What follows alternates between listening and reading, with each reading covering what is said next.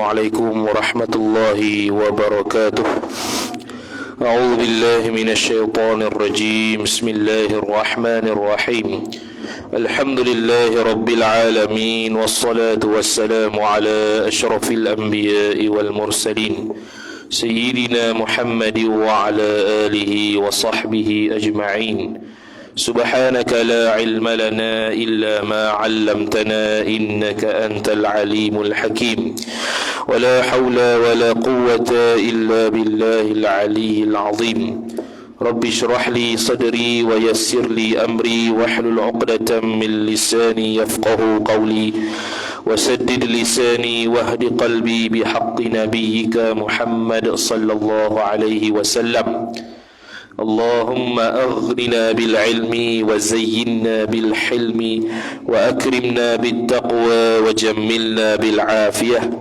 نوينا التعلم والتعليم والتذكر والتذكير والنفع والانتفاع والإفادة والاستفادة والحث على التمسك بكتاب الله وسنة رسوله صلى الله عليه وسلم ودعاء إلى الهدى والدلالة على الخير ابتغاء وجه الله مرضاته وقربه وثوابه سبحانه وتعالى. آمين يا رب العالمين.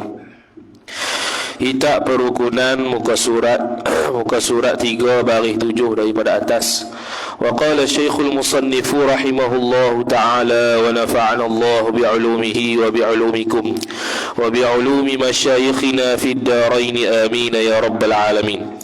Kata pengarang Al-Syekh Mufti Jamaluddin Ibn Muhammad Arsyad Al-Banjari rahimahumullahu subhanahu wa ta'ala, kata dia, dan kalam artinya berkata-kata, dan ia jua yang menjadikan dan menghidupkan, yang mematikan, ila akhirih.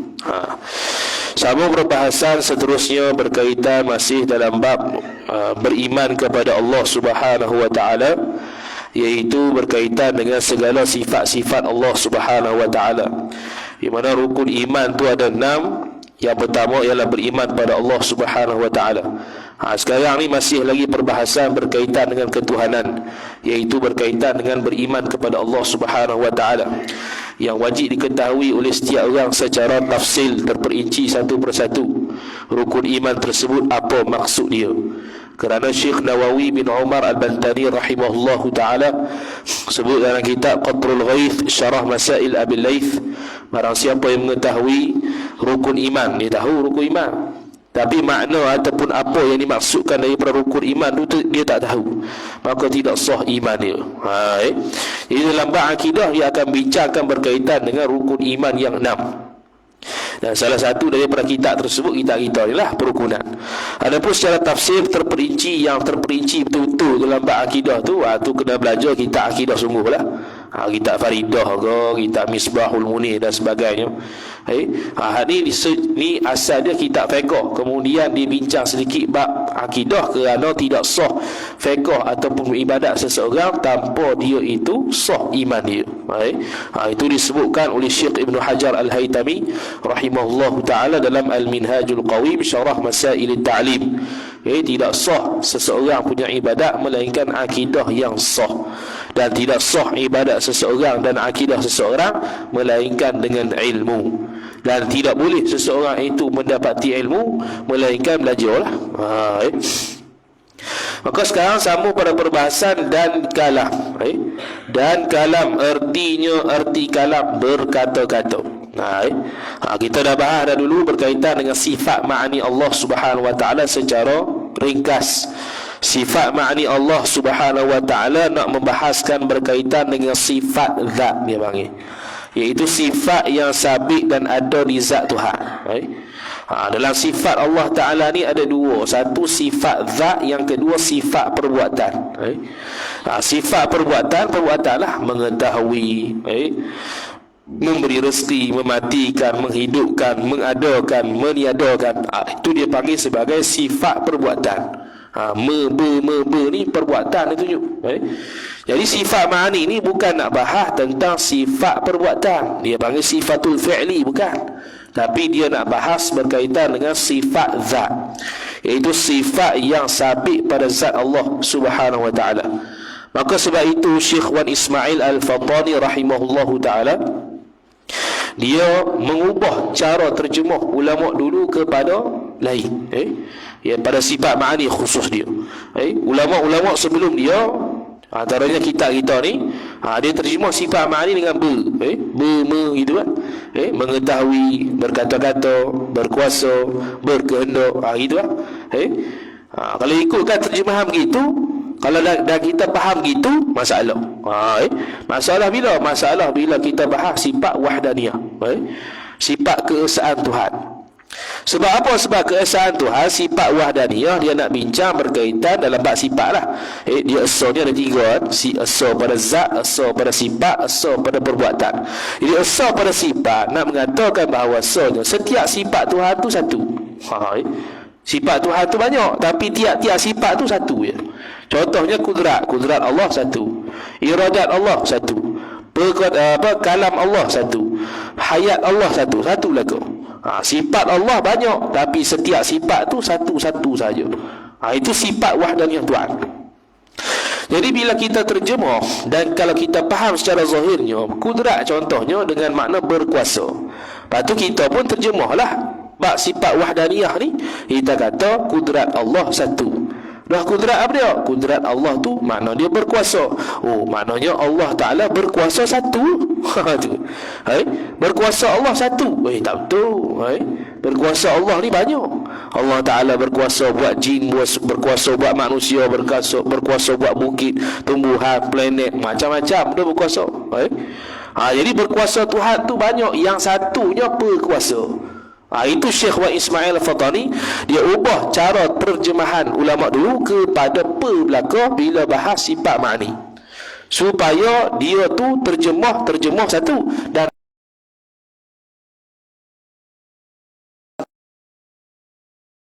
panggil terjemahan tasamuh, terjemahan tolak ansur, terjemahan bermudah-mudah.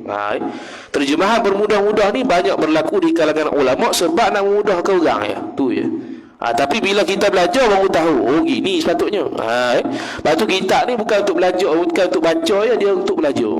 Tambah kita jenis macam ni, dia untuk belajar, bukan untuk baca saja-saja. Kalau baca saja-saja dah reti, dah tak apa. Ni masalah tak reti lagi, bela lagi. Tu tak boleh, macam ni lagi tu. Tu kena cari guru.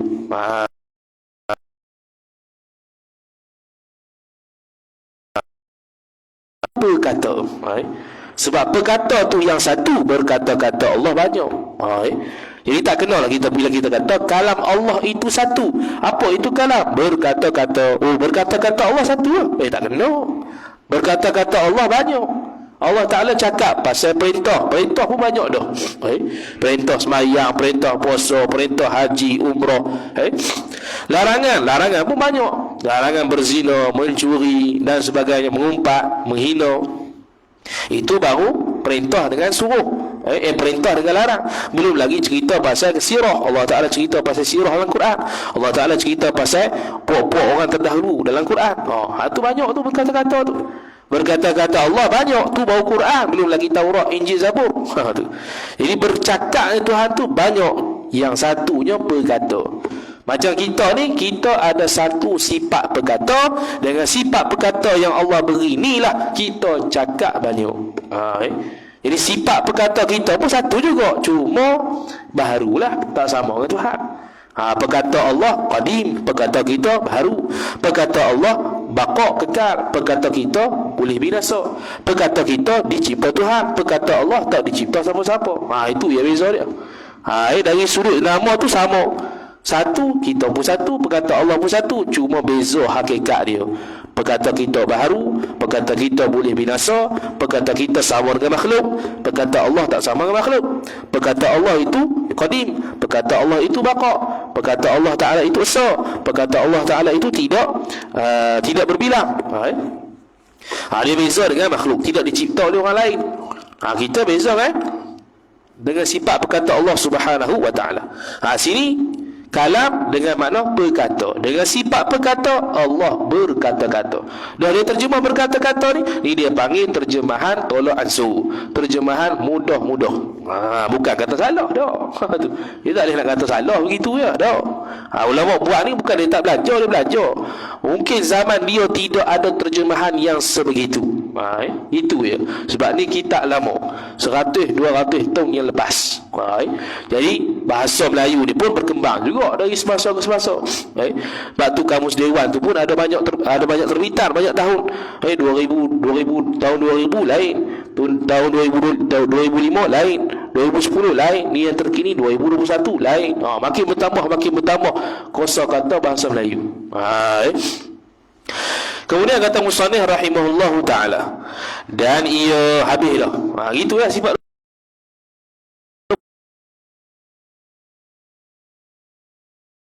Masuk juga dalam beriman pada Allah ni, dia kata apa? Dan ia, yakni wajib kita i'tiqad ia Allah jua yang menjadikan. Apa maksud jua ni? Makna dia saja. Tu maksud dia.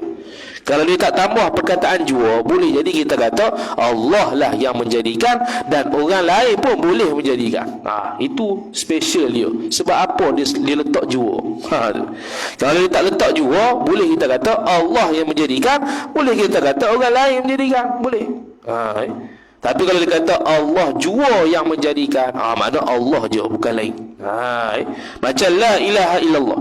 Kenapa la ilaha illallah? Kenapa tak kata Allahu ilah? Kan senang. Allah ilah senang. Sama je maksud dia. Allah itu Tuhan. Allah ilah. Kenapa kena la ilaha illallah? Kena nafi dulu. Tiada Tuhan melainkan Allah. Sebab nak memberi makna terbatas.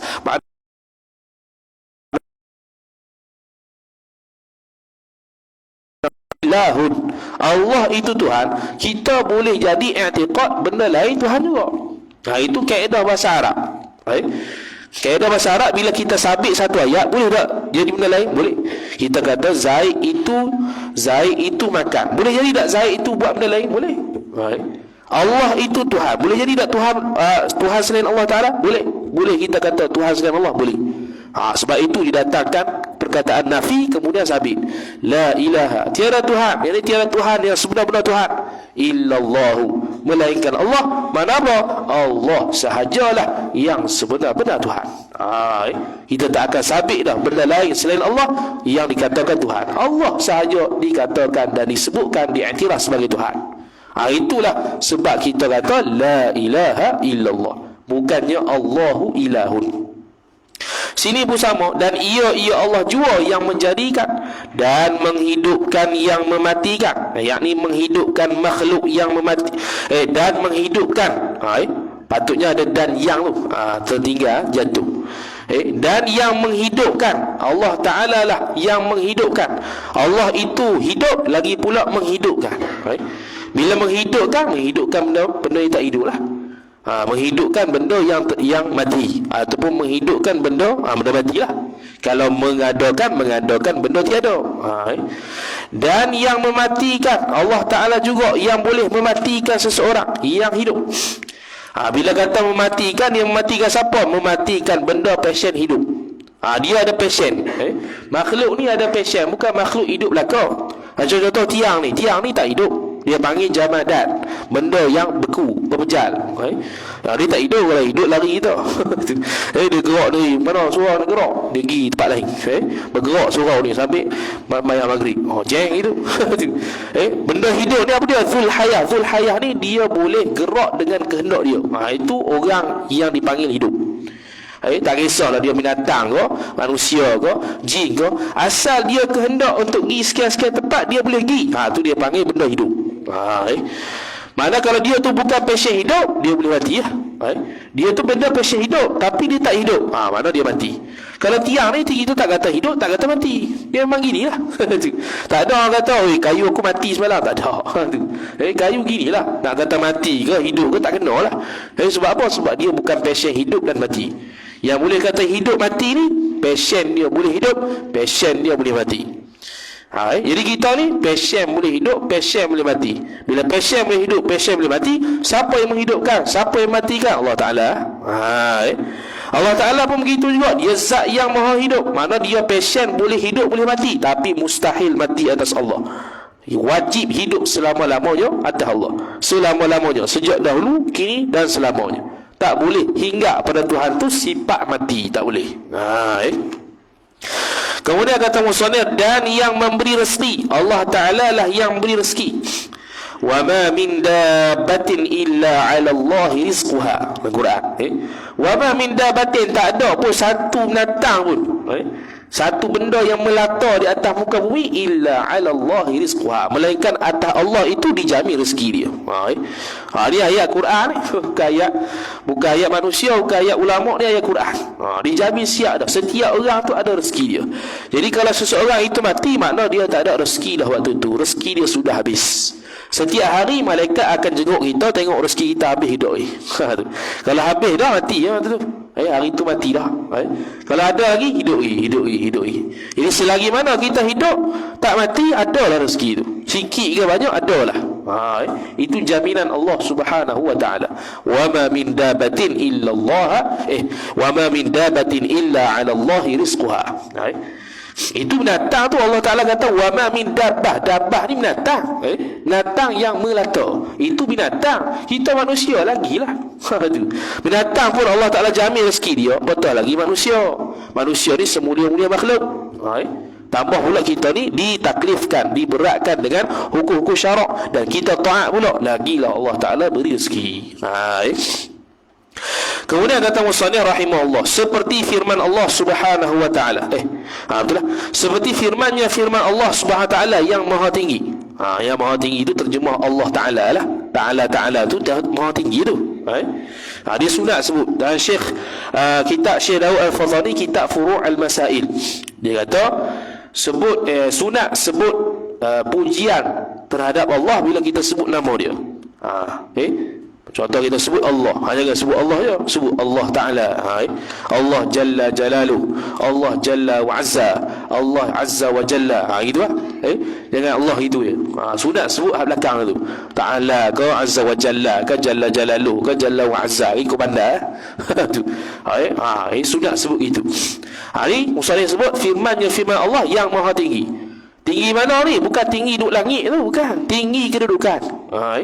Bukan tinggi sini mana Allah Ta'ala duduk di atas sana tinggi tu, atas berarah tu. Sama ada atas arah atau atas lagi berarah. Bukan. Tinggi sini mana tinggi martabat kedudukan Allah banding makhluk. Tinggilah Allah lagi. Dia kata Allahul ladzi khalaqas samawati wal ard wallahu khalaqakum wama ta'malun. Arti firman Allah Subhanahu wa ta'ala, Allah Ta'ala jualah yang menjadikan. Allahul ladzi khalaqa, Allah Ta'ala jualah yang menjadikan 7 petala langit. Petala ni lapisan lah. Dan 7 petala bumi. Mana segala benda Allah cipta belaka. Dan Allah jualah yang menjadikan kamu dan barang perbuatan kamu. Wa ma ta'malun ni khilaf ulama tafsir. Ma tu ma apa dia khilaf. Sama ada ma tu ma masdariyah atau ma tu ma mausuliyah. Ni perbahasan tafsir sikit lah. Kalau kita kata ma tu ma mausuliyah, maka dia kena tambah hu, takdir lah. Wa ma ta'maluna ay wa ma ta'malunahu, apa yang kamu memperbuat akan perbuatan tersebut. Maka kalau gitu perbuatan tu umum lah. Mana Allah Ta'ala menciptakan kita, dan segala perbuatan yang lahir daripada kita semua Allah Ta'ala cipta. Ini maksud ayat yang pertama. Ini dalam kitab Syekh Zarruq Al-Fasi Asy-Syadzili rahimahullahu ta'ala, dalam kitab Syarah Qawaidul Aqaid Imam Ghazali, dia berkata bila Allah Ta'ala menciptakan manusia ataupun makhluk, maka apa sahaja yang lahir daripada makhluk Allah Ta'ala cipta juga. Itu tafsir yang pertama. Kalau kita kata ma tu ma mausuliyah, wa ma ta'malu bukan wa ma sila tadi tu ma masdariyah. Tadi tu ma masdariyah. Kalau kita kata ma tu ma masdariyah, maka segala perbuatan kita Allah Ta'ala cipta dengan kita sekali. Tapi kalau kita kata ma tu ma mausuliyah, baru kita kena takdir wa ma ta'malunahu. Kalau tadi itu ma masdariyah tu tak ada apa, tak ada takdir apa. Wa ma ta'malunahu wa ma ta'malun yakni wa amalakum. Wallahu khalaqakum wa amalakum. Allah Taala mencipta kamu dan segala perbuatan kamu. Tu kalau ma masdariyah. Tapi kalau ma mausuliyah dia kena takdir hu. Wa ma ta'malun yakni wa ma ta'malunahu. Apa yang kamu perbuat akan dia. Kalau kata gitu, itu khusus kepada sabab nuzul ayat, iaitu Nabi Ibrahim, zaman Nabi Ibrahim AS, bila dia buat patung, dia buat patung berhala tu, maka Allah Ta'ala kata wallahu khalaqakum wa ma ta'malun. Allah Ta'ala mencipta kamu, diri kamu, dan apa yang kamu buat. Apa yang kamu buat tu berhala lah. Berhala pun Allah Ta'ala cipta, yang kamu cipta tu, dan kamu sendiri pun aku cipta. Itu khusus kepada berhala-berhala yang yang mereka buat. Tapi kalau kita kata wa ma ta'malun, yakni ma tu ma wasariyah, kita kena kata wa amalakum, yakni Allah Ta'ala mencipta kita dan mencipta segala perbuatan kita. Dua-dua tu boleh pakai belaka. Dengan mana perbuatan Tuhan pun, perbuatan kita pun Allah cipta, kita pun Allah cipta. Kemudian kata musannif rahimahullahu ta'ala, habis dah beriman dengan Allah. Lepas tu kedua, percaya akan segala malaikat. Percaya ni beriman lah. Percaya ni, bukan percaya tak percaya gitu. Percaya ini malaikat. Percaya, mana tadi? Percaya akan segala malaikat. Segala malaikat ni, bila kata segala malaikat, umum lah. Itu wajib. Sebab dalam bab beriman para malaikat, dia ada dua.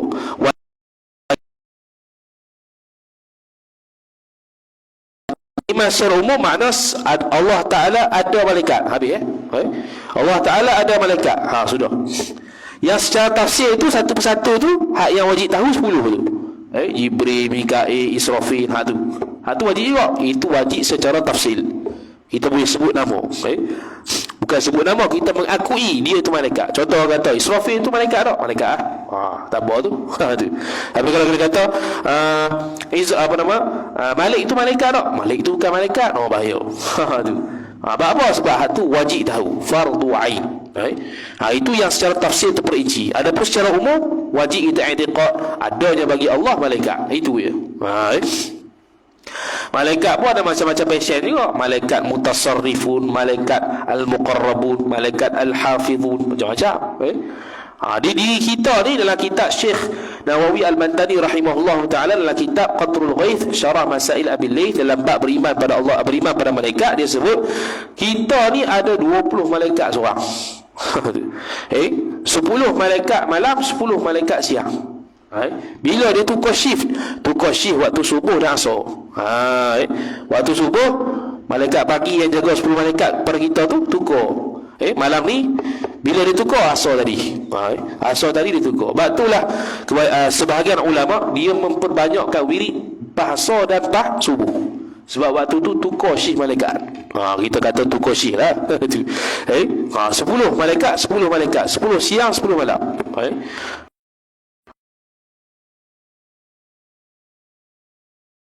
Macam tugas dia. Ada yang duduk tepi kita, ada duduk di atas bibir kita, macam-macam.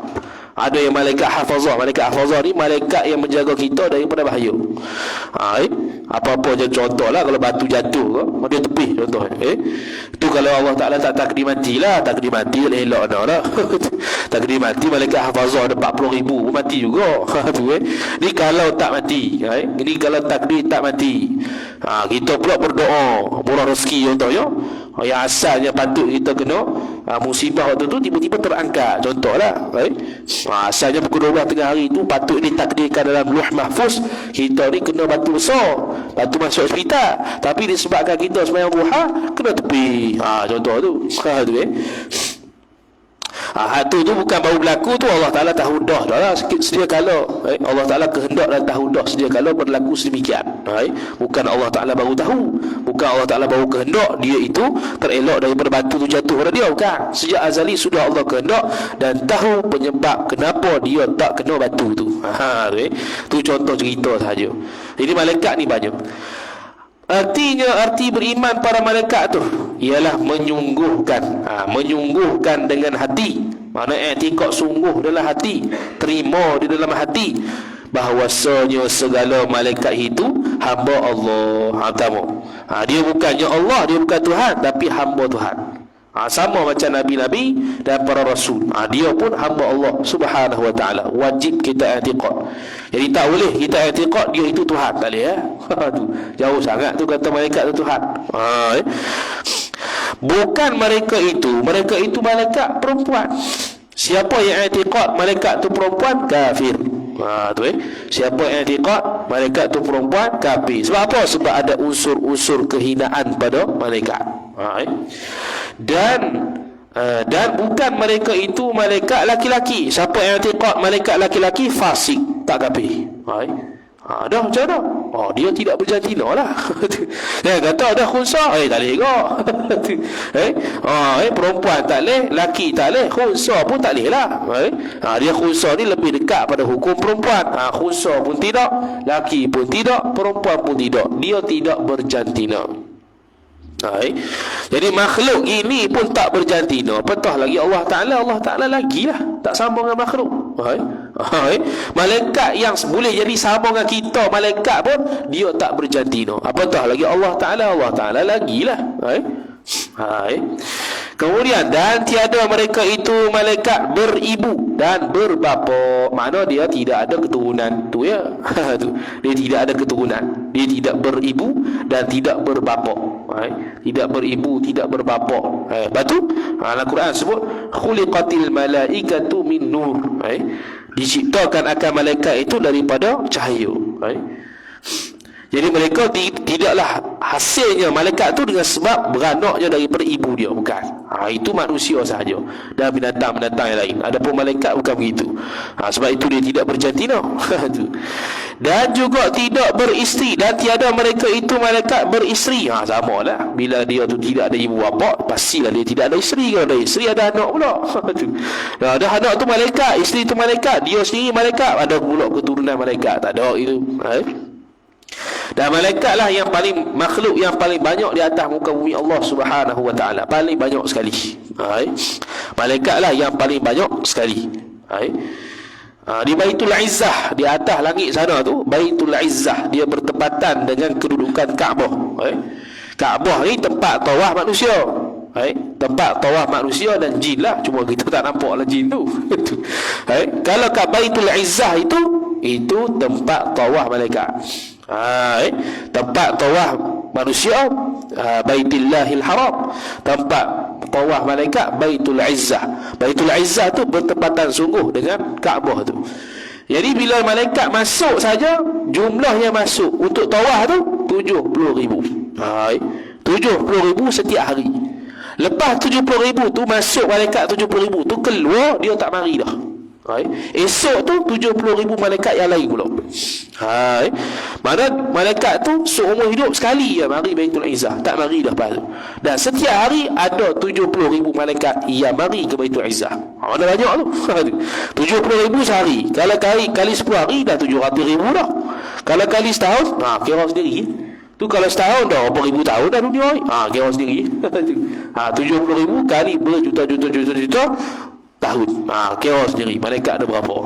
Tu tadi Baitul Izzah 70,000, esok 70,000 pula. Yang 70,000 hari ni tak akan masuk dah lepas pada tu. Keluar habis. Itu di Baitul Izzah, tempat tawaf malaikat.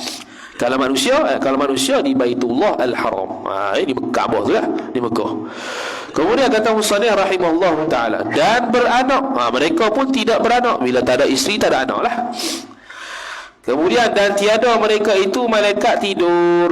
Mereka tidak tidur kerana tidak ada perasaan gantung. Malaikat ni sama dengan kita dari sudut ada akal. Tak sama dengan kita dari sudut ada nafsu. Kita ada nafsu, dia tidak ada nafsu.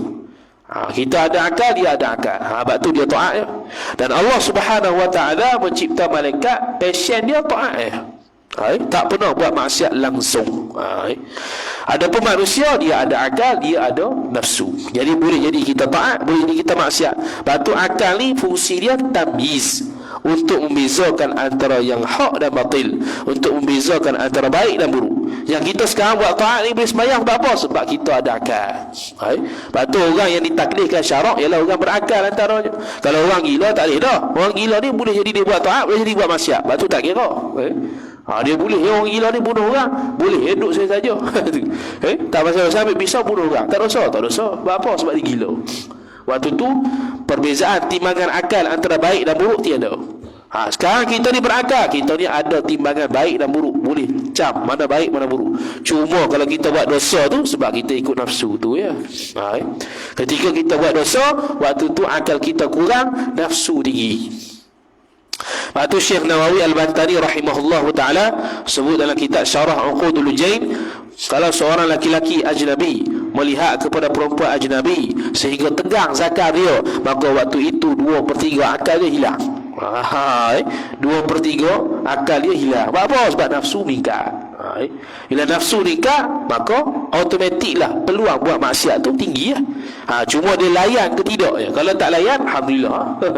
Kalau layan tu, makna nafsu dia lebih mengatasi akal. Kalau dia tak layan, makna dia meningkatkan potensi akal dia untuk mengekalkan diri dia dalam keadaan baik. Kemudian kata musannif rahimahullah ta'ala, dan tiada mereka itu malaikat bersyahwat. Mereka tak ada syahwat. Tak ada syahwat. Sebab apa? Sebab dia tak ada nafsu. Tu yang kita kata tu. Nafsu makan, tak ada ni tidur. Bila kata tak ada nafsu, umum lah. Sama ada nafsu tu makan ke, minum ke, bersetubuh dan sebagainya, tak ada langsung. Ternafi serta merta. Beza dengan kita, nafsu syahwat ada, bermacam-macam pula. Dan tiada mereka itu malaikat makan dan minum. Mereka tak ada makan dan minum sebab mereka tidak ada syahwat. Itu saja. Dan tiada mereka itu malaikat berbuat derhaka akan Allah Subhanahu wa ta'ala. Sebab apa? Sebab Allah Ta'ala cipta malaikat khusus untuk passion dia, memang untuk taat. Tak ada buat maksiat. Beza kita ni boleh buat maksiat, boleh tak buat maksiat. Cumanya yang tak buat maksiat langsung ni, tak buat maksiat ni ada dua kategori. Pertamanya maksum, yang keduanya mahfuz. Maksum ni terjaga, itu pada Nabi Rasul ya. Mahfuz itu orang-orang yang dikasihi Allah Ta'ala. Maksud mahfuz di sini bukan makna dia tak buat dosa langsung. Tak, dia itu buat dosa tapi cepat taubat. Dia itu buat dosa, dia rasa salah cepat. Dia nak buat dosa, dia berasa sedih, dia berasa tak mampu, dia berasa tak sampai hati. Sebab apa? Sebab ada yang memerhati, iaitu Allah Subhanahu wa ta'ala. Itu mahfuz, orang yang terjaga. Maksum pun terpelihara juga, mahfuz pun terpelihara juga. Semua makna mahfuz berlaku, semua makna terpelihara berlaku. Cuma bezanya maksum tu kena pada Nabi dan Rasul, mahfuz tu selain daripada Nabi dan Rasul. Ini kalau kita kategori orang yang kalau nak buat dosa tak sanggup, tu kita mahfuz tu, terjaga, kita dipelihara oleh Allah Subhanahu taala daripada melakukan maksiat. Tapi kalau berlaku, cepat-cepat bertaubat, itu pun mahfuz juga. Sebab membiarkan diri dalam keadaan berdosa tanpa bertaubat, dia dosa juga. Dosa sebab tak bertaubat. Satu buat dosa dah, yang kedua dosa tak bertaubat segera. Tu pun dosa juga. Macam sembahyang, tinggal sembahyang sebab apa? Sengaja. Dosa tak sembahyang dah. Lepas tu tak qada balik, taubat. Taubat tinggal sembahyang ni ialah mengqada semula. Dia tak qada pas sudah. Dosa itu. Dosa apa? Dosa tak bertaubat. Taubat daripada dia tak sembahyang tu lagu mana? Kena qada semula. Tu ya. Bukan taubat ni astagfirullah dah. Benda yang perlu qada kena qada lah. Benda yang perlu bayar kena bayar balik. Tu cara taubat masing-masing berbeza-beza ikut dosa dia. Kemudian kata musannif rahimahullahu ta'ala, dan adalah tubuh mereka itu, tubuh bukan taubat. Dan adalah tubuh mereka itu malaikat terlebih halus dijadikan Allah Subhanahu wa ta'ala. Hari ni orang mengaji akidah, dia akan panggil sebagai jisim latif. Jisim ni ada dua, jisim kathif, jisim latif. Jisim kafif, kaf, tha, ya, fa. Hak tu jisim, hak jenis kerah macam kita. Senang mudah cerita je, bila bergetus suatu bunyi, tu jisim kafif tu. Jisim hak jenis tebal, hak jenis toko. Dalam bahasa kita lama dia panggil toko. Ini tiang kita, belanggar sesuatu berdebu. Mesti itu. Tapi kalau jirim latif, jirim halu, kena kita tak sakit. Contoh air kena kita tak sakit. Itu rahmat Allah Ta'ala. Kalau mengaji akidah ni, kita ngaji detail, kita tahu tu nikmat dan rahmat Allah Ta'ala. Kalau Allah Ta'ala beri air tersebut, jisim kafir tak mandi tu. Sebab apa? Sebab kita nak mandi kena ada air. Lepas tu air pula jisim kafir. Contoh kita kata macam batu. Kalau kau nak mandi, tak mandi. Sakit saja. Satu timbul, brum, jatuh. Luka masuk hospital. Baru satu timbul. Nak mandi wajib pun kita pilih tayamum dah. Tak panggil dah mandi wajib. Pilih tayamum je. Sebab apa? Uzu. Uzu nak kena air. Air tu macam batu.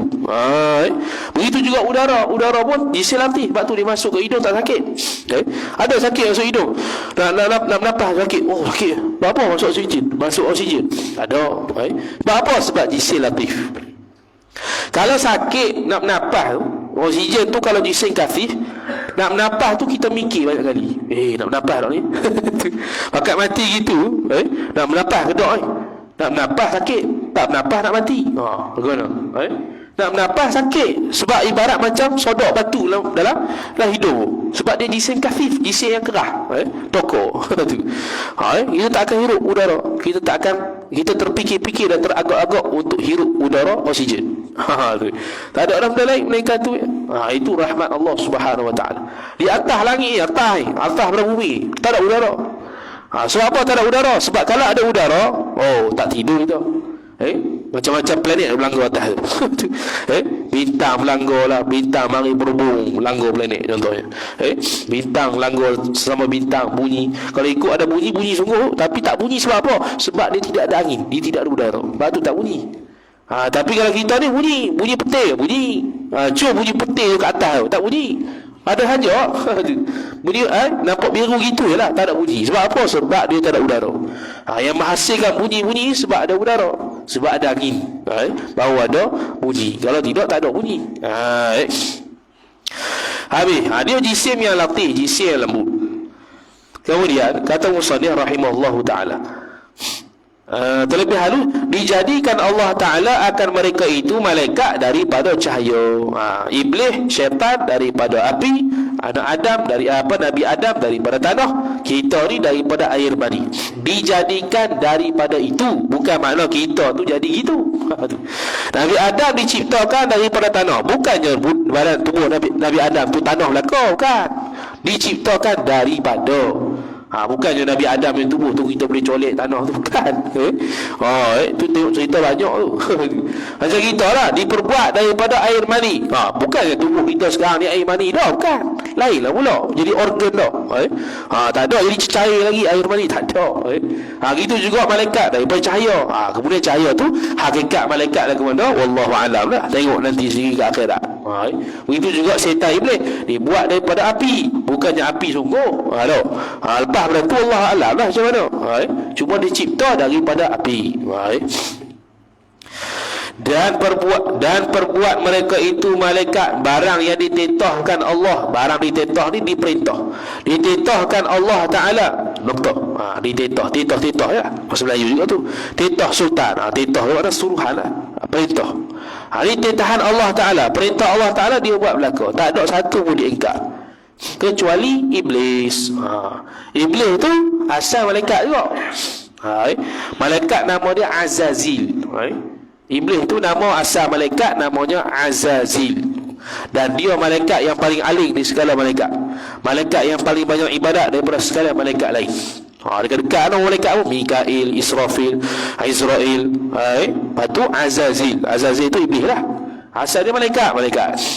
Itu disebut dalam kitab Jam'ul Fawaid wa Jawahirul Qala'id Syekh Daud Al-Fatani. Dia cerita panjang lah Azazil tu. Azazil itu asal dia iblis. Dia malaikat. Tapi disebabkan keingkaran dia sujud pada Nabi Adam AS, dia jadi kafir. Bila kafir tukar nama jadi iblis. Jadi iblis. Dia tak bagi dah Azazil. Dan dia kekal neraka Allah Subhanahu Wa Ta'ala selama-lamanya. Tak ada dah iblis. Tak ada dah Azazil tu, tak ada. Dan Azazil iblis ni sebelum dia jadi iblis sebelum jadi iblis nama dia banyak. Dan nama yang banyak tu mulia belaka. Ada namanya Abid. Abid ni orang yang ibadat, kaki ibadat. Nama dia Raki'. Raki' ni orang yang rokok. Nama dia Sajid, orang yang sujud. Nama bagai-bagai belaka. Namanya Zahid, orang yang zuhud. Tapi selepas dia ingkar perintah Allah Ta'ala tu, habislah rujuk nama dia Azazil, kembali jadi nama Iblis. Kemudian kata musannif rahimahullah subhanahu wa ta'ala, jadi percaya atas rupa ditentukan adalah mereka itu malaikat atas rupa berlain-lainan, atas pekerjaan yang berlain-lainan. Rupa berlain-lainan, pekerjaan, tugas pun lain-lain juga. Itu malaikat. Jadi malaikat bila contoh dalam peristiwa Isra' dan Mi'raj, dalam kitab Kifayatul Muhtaj, Syekh Daud Al-Fatani rahimahullah ta'ala sebut, dia cerita apabila Nabi SAW di Isra' di Mi'raj kan. Dia ada Isra' dan Mi'raj. Siapa yang ingkar Isra' kafir, siapa yang ingkar Mi'raj fasik. Beza. Isra' tu kafir sebab sebut dalam Quran, Subhanalladzi asra bi'abdihi laila. Asra' tu berjalan malam, Isra' tu. Tapi Mi'raj tak sebut dalam Quran, sebut dalam hadis. Hadis tersebut tahap dia tidak mutawatir, hadis dia hadis ahad saja. Maka siapa yang ingkar Mi'raj, hukum dia fasik. Siapa yang ingkar Isra', hukum dia kafir. Jadi waktu ketika Mi'raj, dia jumpa malaikat lah. Ada 7 pintu langit tu. Dia ketuk pintu tu. Setiap pintu langit tu, setiap pintu langit tu malaikat berbeza-beza ibadat dia.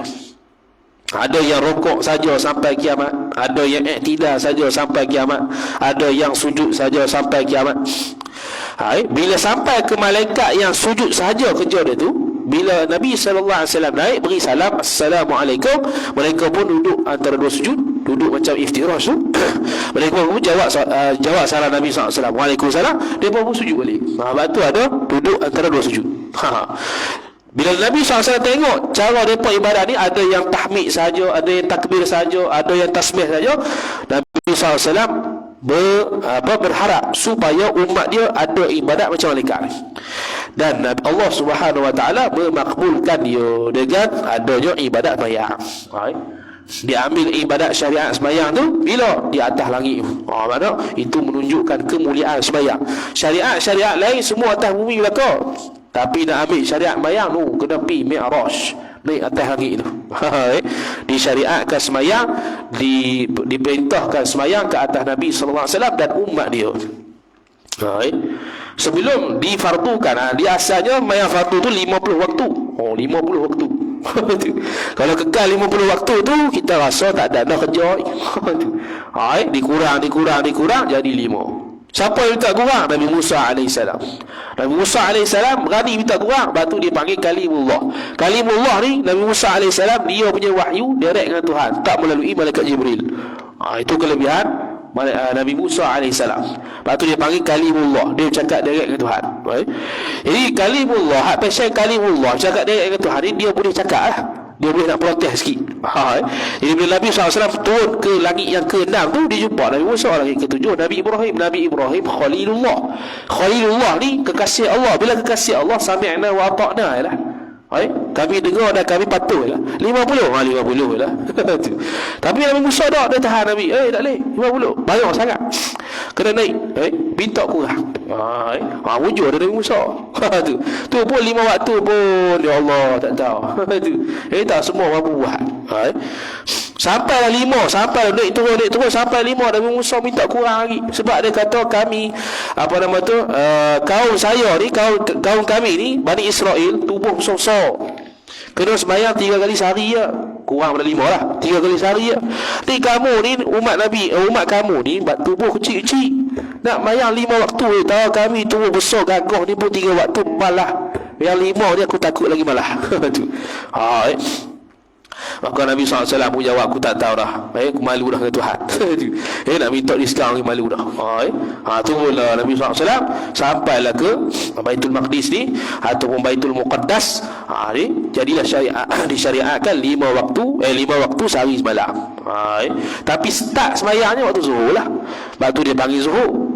Zuhur ni bahasa Arab zahirun, menzahirkan, menyatakan. Sebab start sembahyang waktu zuhur, walaupun disyariatkan sebelum zuhur. Mana sebelum waktu subuh tu tak sembahyang, walaupun dah difardukan sembahyang 5 waktu, tapi subuh tak mula lagi sebab tak tahu cara. Itu bermaksud kalau tak tahu cara lagi, apa nama dia disyariat dah, disyariatkan sembahyang tapi tak tahu cara lagi, sebab itulah subuh tu tak ada lagi. Kalau ikutkan subuh tu sembahyang lah, tapi tak sembahyang lagi. Bila sembahyang tu zuhur, malaikat Jibril ajar dia cara sembahyang. Sebab Allah Ta'ala sebut sembahyang tak tahu sembahyang dia. Maka kena ada ajar, kena ada guru. Siapa guru dia? Malaikat Jibril alaihissalam. Maka Nabi SAW pun mengaji ataupun belajar dengan Jibril AS mayang macam mana, mayang seorang macam mana, mayang jemaah macam mana, ikutlah 2-3 hari juga. 2-3 hari juga cara Nabi SAW belajar dengan Jibril AS. Lepas tu barulah ada mayang sembahyang berjemaah, mayang jemaah lepas tu mayang jemaah di di Madinah tu. Ni semua lepas hijrah belaka ni. Sebab di Mekah tu dia fokus tauhid. 13 tahun di Mekah tu tauhid belaka, ada mereka. Sebab menghadap musyrikin Mekah. Nak menghadap musyrikin Mekah yang semuanya kafir belaka. Nak sampai ke hak yang betul ni. Macam mana? Fikir 13 tahun. Lepas tu akidah diutamakan. Di Kaabah dulu tu semua batu-batu belaka tu tak ada macam sekarang ni, batu-batu belaka berhala. Macam mana nak musnahkan berhala, nak menyampaikan Islam pada mereka? Mikir ni 13 tahun. Macam-macam Nabi kena. Asalnya Nabi diberikan gelaran Al-Amin, orang yang amanah. Baguslah, soleh lah. Tiba-tiba Allah Ta'ala wahyukan kepada dia untuk sampai pada umat tentang tauhid, tentang Tuhan yang sebenar. Dia dimusuhi lalu. Sebab dia bercanggah dengan nenek moyang mereka. Itu memberi makna, memberi hikmah pada kita. Kalau hukum-hukum berkaitan agama ni kalau bercanggah dengan adat atau bercanggah dengan keluarga kita kena tegakkan lah. Jangan ikut pula. Dah biasa dah sini buat gitu agak dah. Tak boleh. Dah haram contohnya. Kalau contoh lah, adat yang kita buat selalu dalam keluarga ni haram. Kena kata haram lah. Tak boleh kata tak apa, tak buat macam mana. Dah buat dah. Dah buat dah sokmo jadi adat dah. Tak boleh. Kita kena kata haram tu, tak boleh. Jangan buat sokong pula. Ini Nabi SAW bukan nak kata haram, nak kata Allah Tuhan ya. Nak kata Allah itu Tuhan. Bayar 13 tahun. Lepas tu hijrah barulah turun mayang, puasa, haji, umrah. Bak bekah pula. Sebab Madinah tu dah habis dah semua dah, banyak dah orang Islam waktu tu. Kemudian kata Musannif rahimahullah subhanahu wa ta'ala, dia kata belailan habis. Setengah mereka itu malaikat menanggung arasy Allah. Ni malaikat Arsyur Rahman, malaikat yang menanggung arasy Allah subhanahu wa ta'ala. Malaikat yang menanggung arasy Allah ta'ala di dunia sekarang ni 4 orang, 4 malaikat. Di akhirat nanti 8 malaikat. Itu disebut dalam Quran lah. 4 malaikat. Sekarang ni arasy ditanggung oleh 4 malaikat. Setiap penjuru lah kot, tak tahu lagu mana ditanggung. Di akhirat nanti 8 malaikat akan tanggung arah. Itu dia panggil malaikat yang menanggung arasy. 8 orang dan 4 orang ni saja. Kemudian kata Musannif rahimahullah ta'ala, dan setengah mereka itu malaikat mengawali syurga. Mengawali bukan mengwali. Mengawali mana menjagalah. Siapa dia? Malaikat Ridwan. Dia malaikat Ridwan tu dia ketua dia. Malaikat banyak, dia ketua. Tu macam malaikat Malakul Maut Israel, dia tu ketua. Tentera dia banyak, tugas bawah dia banyak. Ada satu soalan. Setiap malaikat Israel ditugaskan cabut nyawa. Kalau dalam satu masa itu 100 orang mati ke mana? Ditanya gitu. Dalam kitab sebut 100 orang mati. Boleh tak Israel itu cabut nyawa sekaligus? Dalam kitab sebut boleh. Tak ada masalah bagi dia. Allah Ta'ala berizin lah kau. 100 orang mati dalam masa yang sama, Israel cabut boleh.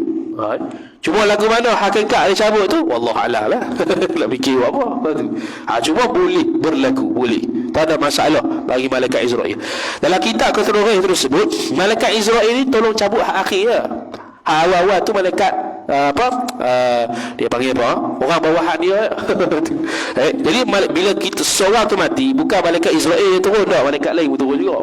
Dia cabut nyawa tu daripada kaki, dia tarik daripada hubung kepala, bukan tarik pada mulut. Dia pun satu kok. Dia tengok mulut terangah tu, tarik pada mulut tu, kanan kot dia tarik. Bukan gitu.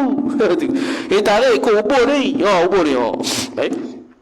Bila ubun ni dia tarik, roh tu daripada kaki hilang, daripada kaki tu hilang, tarik sampai ke tenggorokan ni. Inilah waktu akhir tak taubat habis. Taubat kau tak terima dah. Bila terbit matahari belah barat satu, bila nyawa kita sudah di tenggorokan kita. Jadi start habis mati tu, waktu cabut nyawa tu, start mati start tak ada roh tu di kaki dulu. Dia tarik gitu. Jadi hak mula-mula tarik itu petugas dia. Senang cerita. Petugas dia. Sampai kat sini saja baru Israel tarik. Sampai kat tekuk ni barulah Israel tarik. Betul dalam kitab Nurul Zalam Syarah Aqidatul Awam, Syekh Nawawi Al-Bantani rahimahullah taala sebut, dia beri satu amalan. Walaupun dia dhaif lah. Ini dia nukil daripada Imam Suyuti, hadis Nabi SAW yang taraf dia dhaif. Dia kata siapa yang menjaga wuduk, menjaga wuduk ni makna dia batal ambil, maka dia akan mati dalam keadaan malaikat Jibril menjemput roh dia. Malaikat Jibril akan menjemput roh orang yang istiqamah wuduk, jaga wuduk. Nampak mudah ya jaga wuduk, tapi kita apa ya?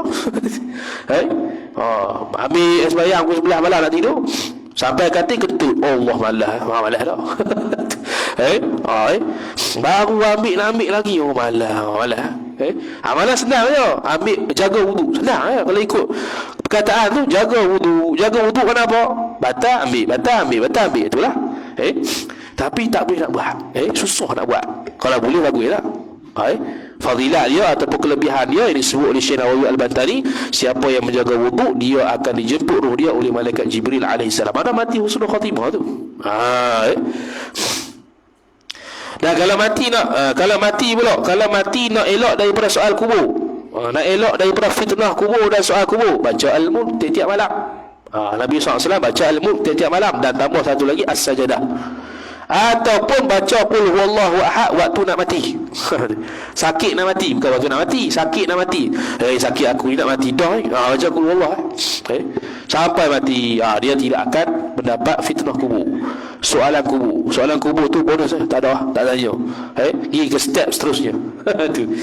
Siksaan kubur, bukan siksaan kubur, fitnah kubur atau soalan kubur tidak akan terjadi pada orang yang sentiasa baca surah Al-Mulk dan baca surah Al-Ikhlas ketika hendak mati, sakit mati tu. Tu lah antara amalan ni. Senang je baca Al-Mulk, tapi baca tak tak tahu.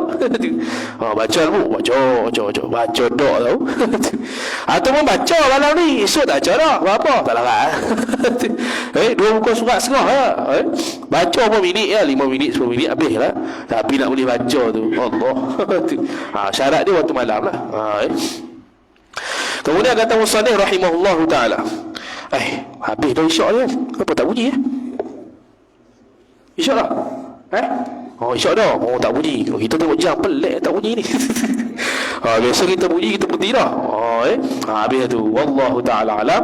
Wa sallallahu sallam ala sayyidina Muhammad wa ala alihi wa sahbihi wa baraka wa sallam. A'udhu billahi minasyaitanir rajim. Bismillahirrahmanirrahim. Alhamdulillahi rabbil alamin. Wassalatu wassalamu ala asyrafil anbiya'i wal mursalin, sayyidina Muhammad wa ala alihi wa sahbihi ajma'in. Allahumma zidna ilma warzuqna fahma. Allahumma zidna ilma warzuqna fahma. Allahumma zidna ilma warzuqna fahma. Wa sallallahu sallam ala sayyidina Muhammad wa ala alihi wa sahbihi wa baraka wa sallam. Alhamdulillahi rabbil alamin.